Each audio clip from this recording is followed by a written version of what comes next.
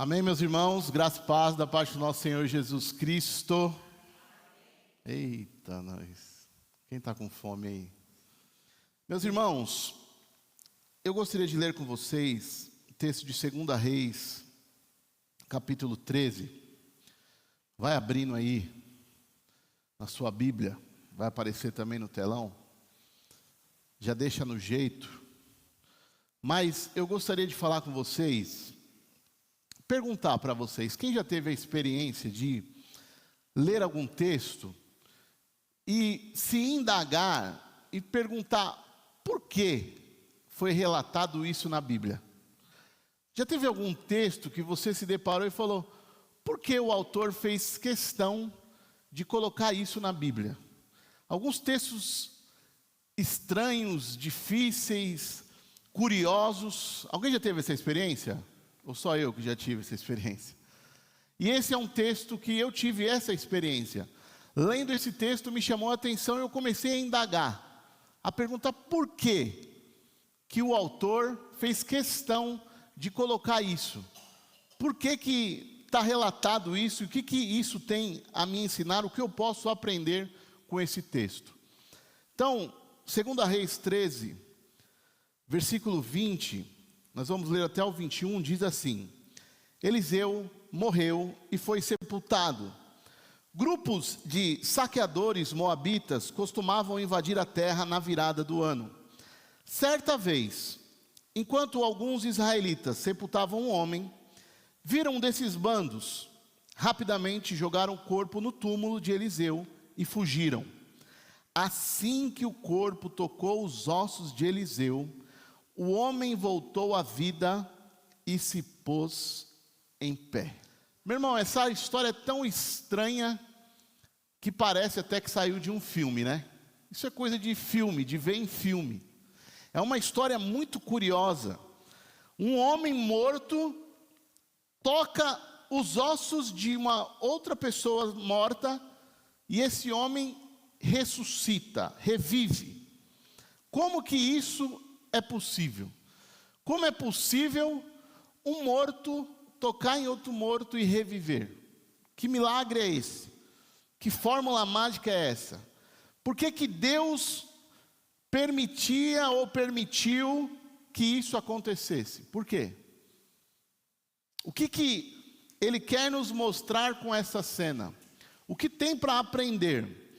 Então, esse misterioso texto aqui, ele tem a nos oferecer pelo menos 4 verdades espirituais.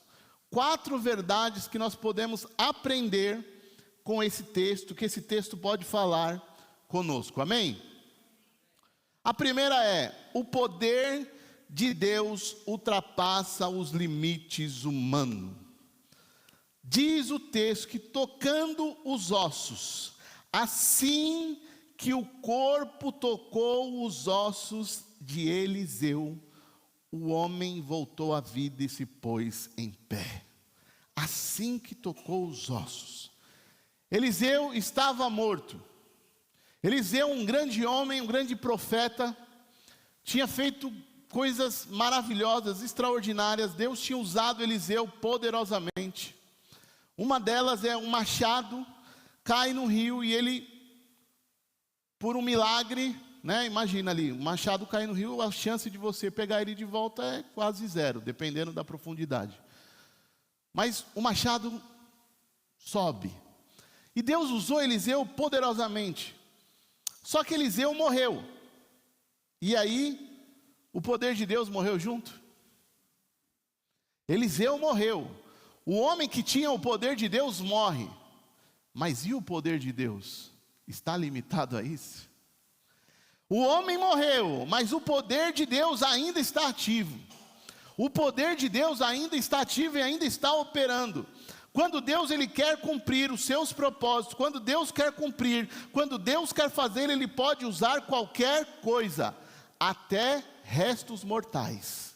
Quando Deus quer operar, meu irmão, até resto mortal é usado para que Deus opere. Como dizia meu antigo pastor, e aqui está cheio de gente que pertenceu àquela igreja, o nosso antigo pastor, hoje falecido pastor, ele dizia uma coisa que era até engraçado. Tem alguns irmãos que nem gostam disso. Deus, Ele abre porta aonde? Quem lembra disso?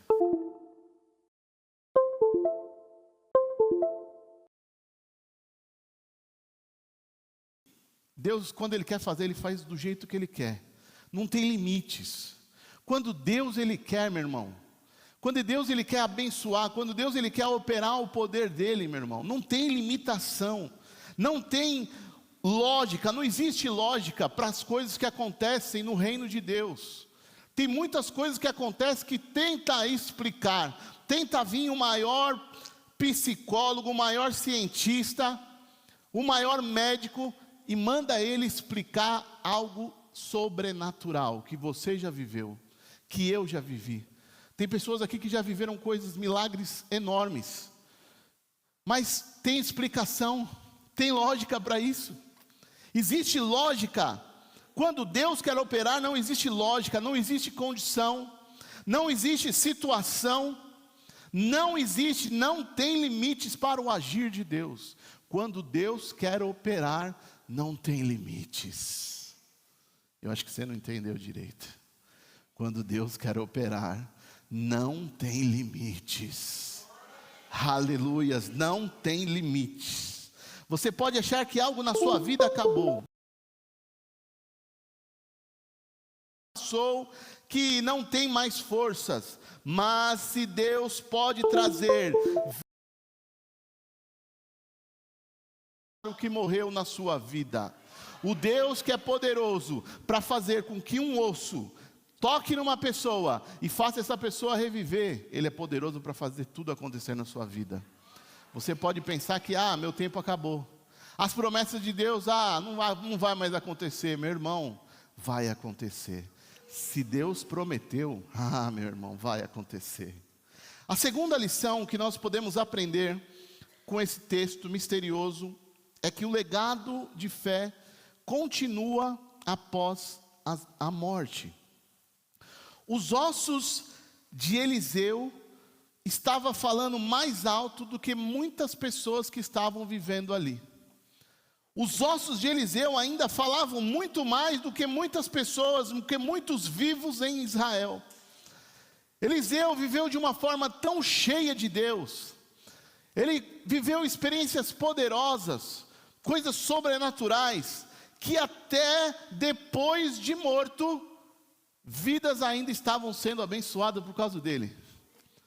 Mesmo depois de morto, vidas ainda estavam sendo abençoadas através da vida de Eliseu, dos ossos de Eliseu, que não tinha mais vida, até os ossos. Deus, Ele estava operando ainda. Isso revela que a verdadeira herança espiritual é muito mais valiosa e tem muito mais importância do que a nossa herança material. Todos aqui possuem bens. Todos possuem bens aqui, alguns têm carro, casa. E todos nós vamos morrer, sim ou não? O seu carro hoje pode valer até, pode ser que a gente pegue o carro mais caro daqui hoje. A pessoa que tem um carro mais caro, daqui 10 anos, daqui 20 anos, quando você partir, o seu carro já quase não vale mais nada. Sim ou não? Não vale mais nada. A sua casa, pode ser que valorize, pode ser que desvalorize, mas vai passar um tempo, a sua casa, meu irmão, se você não fizer reparo, ela pode até cair. Ela fica numa situação deplorável. Mas a herança espiritual, aquilo que você vai deixar, que realmente é o que importa, isso vale muito mais. Isso vale muito mais. Pessoas podem partir, mas o seu testemunho permanece. Pessoas podem partir, mas o seu testemunho vai permanecer. Vai permanecer. Existem homens que são conhecidos como heróis da fé, depois do tempo bíblico. Tem os heróis da fé, lá em Hebreus a gente conhece. Mas tem algumas pessoas que depois disso, dos nossos tempos, até hoje são lembradas e até hoje vidas são abençoadas por causa delas. Um deles é o Moody. Quem já ouviu falar em Moody? D.L. Moody. Existe até um comentário bíblico, Moody. Esse homem, ele viveu ali entre 1837 e 1899. Ele foi um pregador, evangelista americano que impactou milhões de pessoas sem nenhuma formação teológica, sem conhecimento teológico profundo, sem ter faculdade. Ele fundou escolas e institutos bíblicos e foi um dos grandes nomes do avivamento do século XIX. Tem outro homem conhecido, famoso, que chama George Miller, que viveu entre 1805 e 1898. Ele cuidou de mais de 10 mil órfãos lá na Inglaterra, apenas confiando na oração e na fé. 10 mil órfãos. Imagina você cuidar de 10 mil órfãos sem ter recurso financeiro nenhum. Está aí irmã Carmen aí cuidando do asilo, que ainda recebe alguns recursos, algumas coisas limitadas, mas consegue. Agora imagina sem recurso nenhum, sem ter esperança de nada. E ele cuidou. E até hoje pessoas são, abençoadas por causa da vida dele. Então existem pessoas que você até hoje está perpetuando a obra, a unção, o poder, os feitos daquela pessoa. E até hoje está impactando vidas. Fala a verdade, se você não conhece alguém que já partiu, mas até hoje, você lembra do que ela falou, você ainda é abençoado pelas coisas que ela fez. Até hoje, a vida dela ainda está fazendo impacto. Fala a verdade, se nós não conhecemos pessoas assim. Então isso revela que é muito mais importante a nossa herança espiritual, aquilo que nós vamos deixar como legado, que eu tenho sempre falado aqui. O legado, o que você vai deixar depois que você partir. Qual é o legado que você está deixando? Eu tenho casa, eu tenho... Não, isso daí não vale nada. Eu quero saber da sua vida, dos frutos, daquilo que o dinheiro não compra. Porque tem coisas que o dinheiro não compra, sim ou não? Tem coisas que o dinheiro não compra. Para todas as outras existe o Mastercard, não podia perder a piada. Mas tem coisas, meus irmãos, são eternas, valiosas, profundas, que tocam, que vale a pena. E é com isso que nós temos que aprender. Que tipo de marca você está deixando? Que tipo de marca você está deixando? Você está criando? Que tipo? Será que a sua fé vai continuar impactando famílias, os seus filhos, a sua igreja, mesmo depois da sua partida? Mesmo depois da sua partida? Será que a sua fé vai continuar impactando? E por isso, uma família vai permanecer. Será? Esses dias, um tempo atrás, estava conversando com a irmã Roberta sobre a mãe dela, uma grande mulher de Deus, que a gente sente tanta falta. Por causa disso, é um exemplo disso. Ela impactou vidas. Lembrar dela nos faz bem, abençoa as nossas vidas, nos traz alegria. De lembrar de como essa mulher tinha uma fé inabalável. Até hoje está falando. Até hoje os seus ossos, o poder de Deus está ativo, está vivo. Até hoje. Então isso é o que importa, isso é o que vale. Amém, meu irmão? Quem está comigo aqui? Terceiro ponto que a gente aprende é que Deus opera milagre nos momentos mais improváveis. Eu não sei se você percebeu o que está acontecendo nessa história. Vamos ler de novo ali. Eliseu morreu e foi sepultado. Tinha grupos do quê? De saqueadores moabitas, que costumavam invadir a terra na virada do ano. Certa vez, enquanto alguns israelitas sepultavam um homem, viram um desses bandos de saqueadores. Rapidamente jogaram o corpo no túmulo de Eliseu e eles estavam com medo. Você vê de longe aquele grupo, imagina ali uma gangue, e você está ali sepultando alguém, E de repente você vê que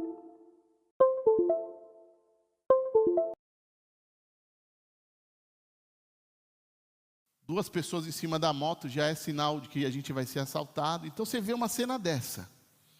O que você faz? Opa, vou correr. Vou correr. A gente até vê, né, situações na internet. Aí esse dia eu vi um caso de uma pessoa que estava entrando no condomínio e aí chegou os motoqueiros. O que ela fez? Ela pegou a bolsa dela e jogou para dentro do condomínio. Falou, agora não tem mais nada para vocês levar. Poderia morrer, né? Tudo bem. Mas é uma estratégia, mas é a solução que a gente tem no momento. A gente tenta fugir, a gente tenta correr. Então está acontecendo isso. Esses homens estão correndo. Aqueles homens estavam com medo, fugindo, agindo por um impulso. Mas olha que interessante. Foi nesse momento do impulso, do improviso, do susto, que o que aconteceu? O milagre aconteceu. No momento do desespero, no momento que a gente não sabe o que fazer, que a gente entra em pânico, que a gente está com medo, é o momento que o milagre acontece. Porque o caos não limita Deus. Fala para o seu irmão aí, dá uma olhadinha para o seu irmão aí, dá uma cutucada no seu irmão e fala, ó, o caos não limita Deus não. O caos não limita Deus. Às vezes é no caos que Ele mais se revela.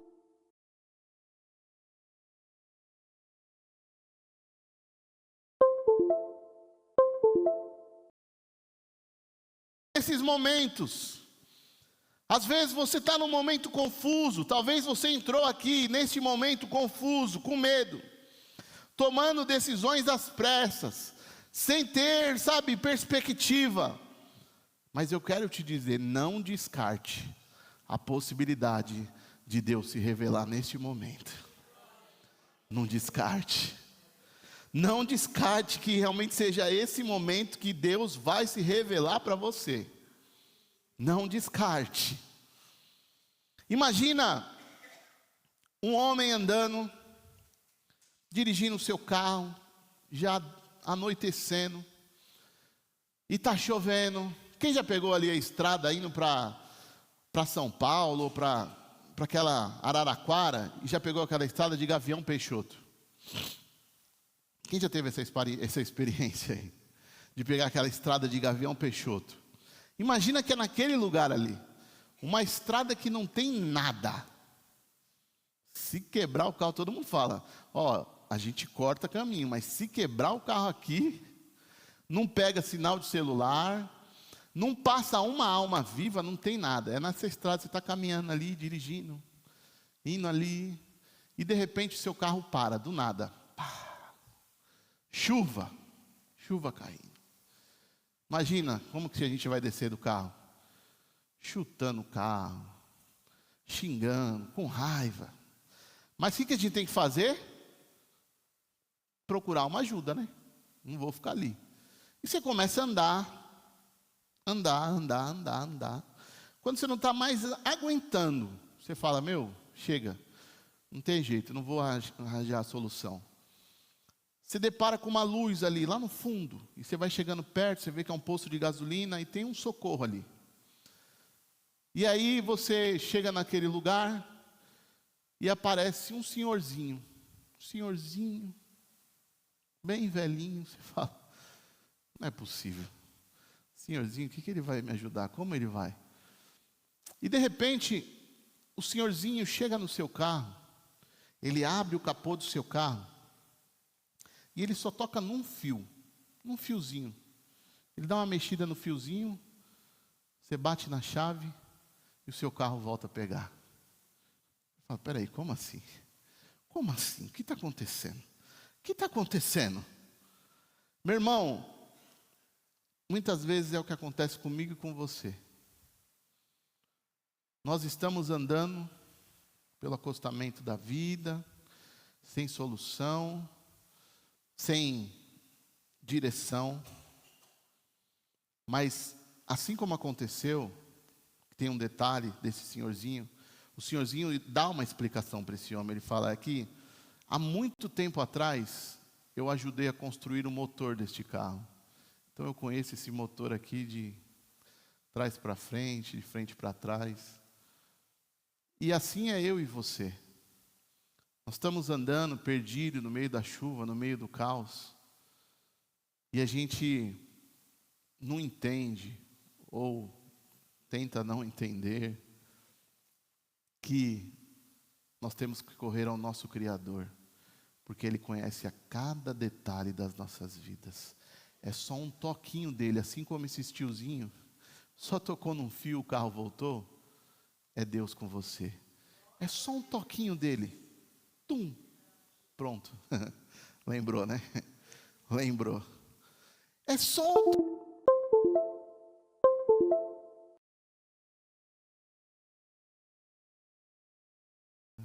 Ele pode mudar a nossa vida por completo, é só um toque. Por quê? Porque foi Ele que te formou, Ele que te criou, Ele conhece cada detalhe da sua vida, Ele conhece o seu interior. Eu sempre falo isso, mais uma vez. Aqui todo mundo é perfeito. Aqui eu olho, todo mundo cheirosinho de domingo ainda, né? Cheirosinho, banho tomado, roupa bonita. Mas dentro só Deus sabe.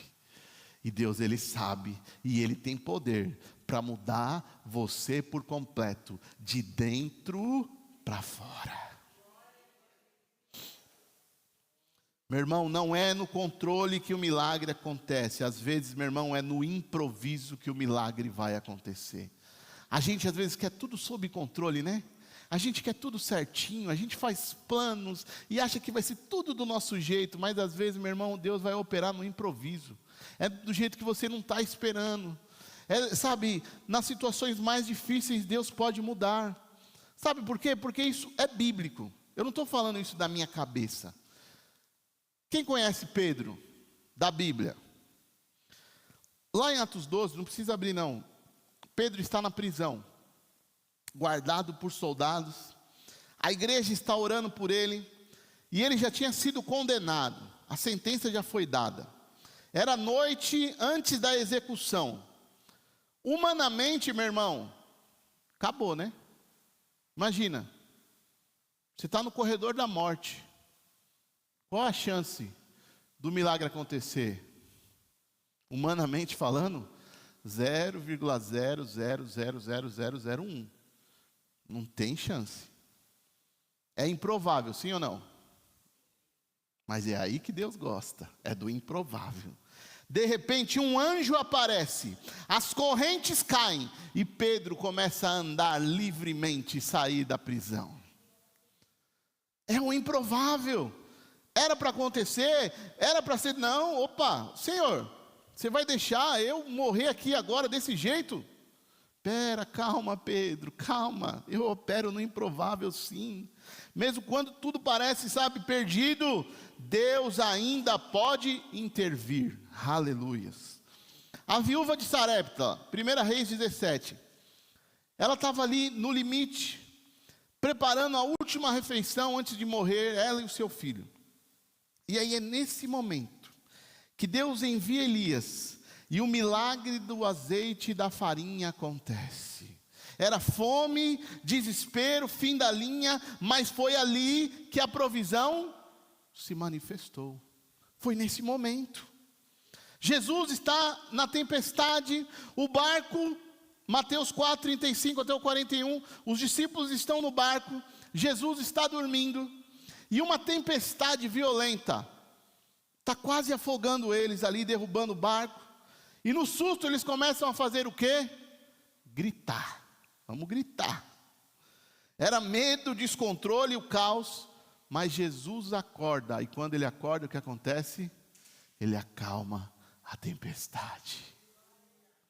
Quando ele acorda, ele repreende o vento e o mar, e tudo vai se acalmar. João 11, está ali Lázaro morto. Marta e Maria já tinham sepultado Lázaro. Já tinha 4 dias. 4 dias. 4 dias de uma pessoa morta. Jesus, na perspectiva humana, chegou atrasado, sim ou não? Chegou atrasado. 4 dias, ô Jesus, espera aí, se fosse um dia, Mas 4 dias? O que o senhor veio fazer aqui agora? 4 dias, filho, já está fedendo. Não tem mais o que fazer. Tudo ao nosso redor está cheirando derrota. Perdemos. Mas Jesus, o que ele faz? Chama Lázaro. Chamou Lázaro para fora e o milagre aconteceu. Ô, meu irmão, acho que vocês não estão entendendo, não. Esse Deus é o Deus do improvável. Esse Deus é o Deus do impossível. Não se desespere com o caos. Não se desespere com notícias negativas, porque o seu Deus tem a última palavra. Às vezes, meu irmão, Deus espera até o impossível parecer mais impossível ainda, só para deixar claro: foi Ele quem agiu. Está impossível? Ah, pode piorar, deixa o negócio piorar. Por quê? Porque Deus quer mostrar: opa, fui eu que agi. Porque se tivesse acontecido, você ainda poderia dar uma desculpa: ah, aconteceu, obra do acaso. Não. Deus faz de um jeito que não tem como a gente se confundir. A gente só tem uma resposta: foi Deus e mais nada. Foi Deus e mais nada. Meu irmão, Deus, Ele é o Deus do impossível. O quarto ponto que eu quero falar para você é que esse texto está apontando para Jesus Cristo. A quarta coisa que nós aprendemos com esse texto é que ele aponta para Jesus Cristo, porque Eliseu é um tipo de Cristo, um prenúncio do verdadeiro profeta. Aliás, tem algo na Bíblia que todos precisavam saber e precisam saber. Tudo na Bíblia aponta para Cristo, principalmente o Antigo Testamento. Tudo que está no Antigo Testamento está apontando para Cristo, apontando para o Messias. Então aqui está um texto que está apontando para o Messias. Então, Eliseu é uma representação do que poderia acontecer, e a gente vai ver isso aqui. Os ossos de Eliseu deram vida momentânea, mas o que nos dá a vida eterna? Jesus. Os ossos de Eliseu deram vida momentânea, aquele homem. Mas a única coisa que pode nos dar vida eterna chama Jesus Cristo de Nazaré. A ressurreição nesse texto está apontando para a vitória de Cristo sobre a morte.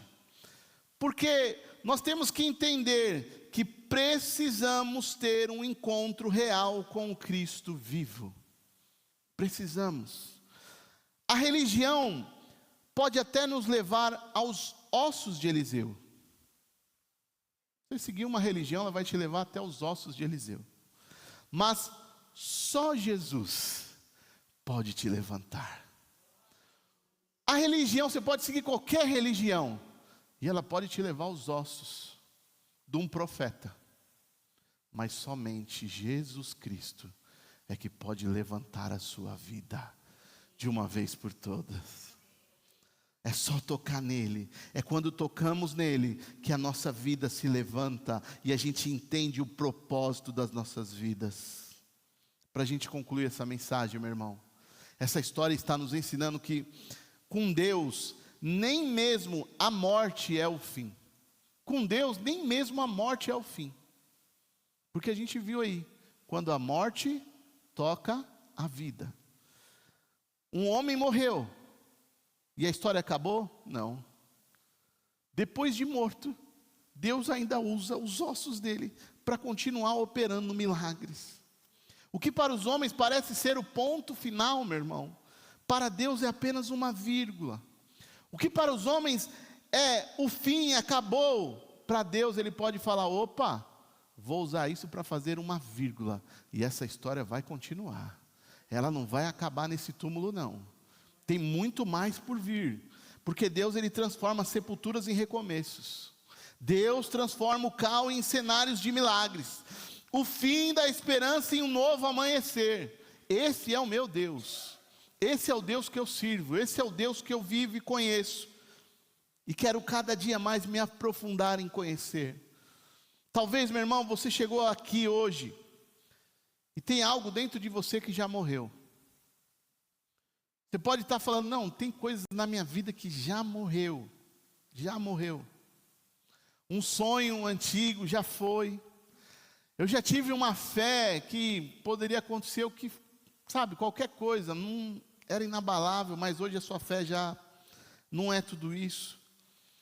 Talvez a sua esperança já se apagou. Você não tem mais esperança. Se apagou, foi passando o tempo e a esperança foi apagando.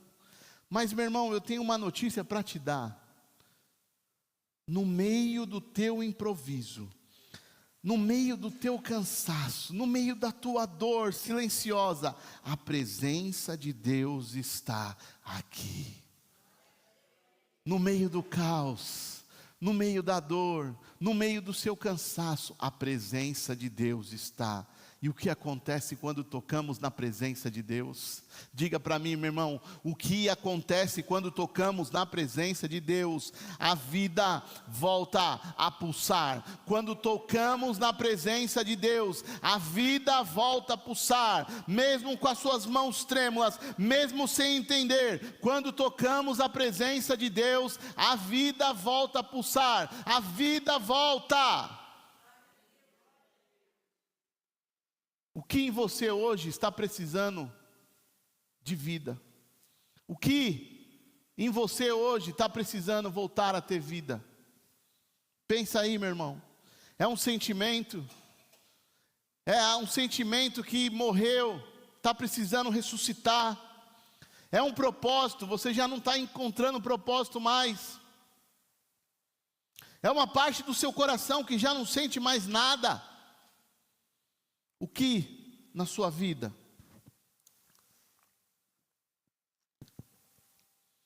Você hoje está diante do Cristo vivo, o Cristo ressurreto, que não apenas venceu a morte, mas Ele redefiniu tudo o que estava morto. Ele não só venceu a morte, mas Ele pode hoje redefinir tudo o que está morto na sua vida. Todas as áreas que já morreram, todas as áreas que você não tem mais esperança, Ele pode voltar a ter vida, Ele pode ressuscitar. E Ele pode dizer com amor e autoridade, lá em João 11:25, eu sou a ressurreição e a vida. Quem crê em mim, viverá. Mesmo depois do que, meu irmão? Eu sou a ressurreição e a vida. Quem crê em mim, ainda que esteja morto, mesmo que morra, vai viver, viverá. Deus te trouxe aqui, não foi à toa. Ele não trouxe você aqui à toa. Ouça bem isso, igreja. Você não veio aqui à toa. Não foi porque você recebeu um convite, não foi porque você não tinha nada para fazer, não. Foi porque você precisa entender que tem áreas da sua vida que precisam ressuscitar. Tem áreas da sua vida que precisam tocar na vida. A morte vai tocar a vida. E quando a morte tocar a vida, meu irmão, coisas lindas vão acontecer, coisas grandiosas vão acontecer, porque esse é o teu Deus. Esse é o Deus que nós servimos. Esse é o Deus do impossível. Esse é o Deus que faz, esse é o Deus que não se limita. Esse é o Deus que faz coisas que não tem explicação, como a gente acabou de ler nesse texto. Que coisa louca é essa? Que maluquice é essa? Uma pessoa morta por um acaso do destino, porque pessoas estavam carregando esse homem para sepultar, estiveram com medo, pensaram que iam ser saqueados, jogaram esse homem no túmulo, e esse homem tem que cair aonde? Nos ossos do profeta, nos ossos daquele que realmente tinha a vida de Deus. E porque tocou na vida de Deus, a vida desse homem voltou a viver. Por quê? Porque ainda não era tempo de dizer chega, ainda não era tempo de dizer basta, ainda não era tempo de dizer acabou. Era o momento de dizer: Deus ainda tem propósito contigo nesta terra, Deus ainda tem coisas para fazer na sua vida, Deus ainda quer usar você, Deus ainda tem planos. Aleluias. Então, meu irmão, toque na presença de Deus nesta noite. Toque na presença de Deus. Levante-se, mesmo que seja devagar.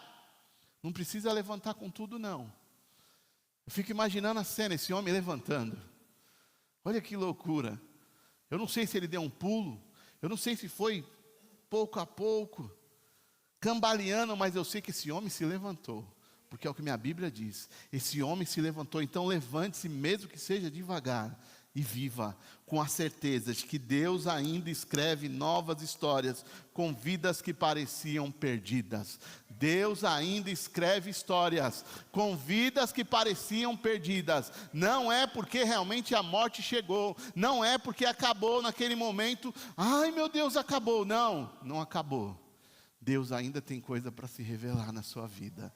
Deus ainda tem coisa para fazer na sua vida. Aleluias, glória a Deus ou não? Quem está entendendo essa mensagem, dá um glória a Deus aí. Aleluias. Então, meu irmão, mediante essa palavra, fique de pé.